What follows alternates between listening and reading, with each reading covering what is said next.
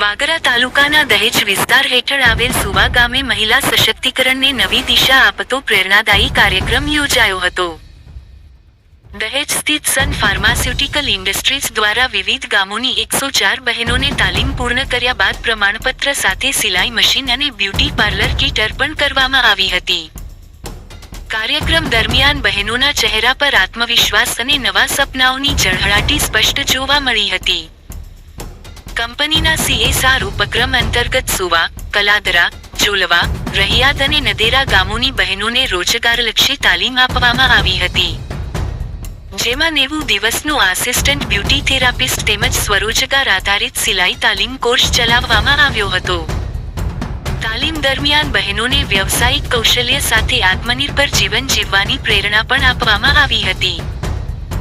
કાર્યક્રમમાં ઉપસ્થિત કંપનીના સાઇટ હેડ ભોજુસિંહ ગિરાસેએ જણાવ્યું હતું કે મહિલાઓ આત્મનિર્ભર બને ત્યારે માત્ર પરિવાર નહીં પરંતુ સમગ્ર સમાજ પ્રગતિના માર્ગે આગળ વધી શકે છે.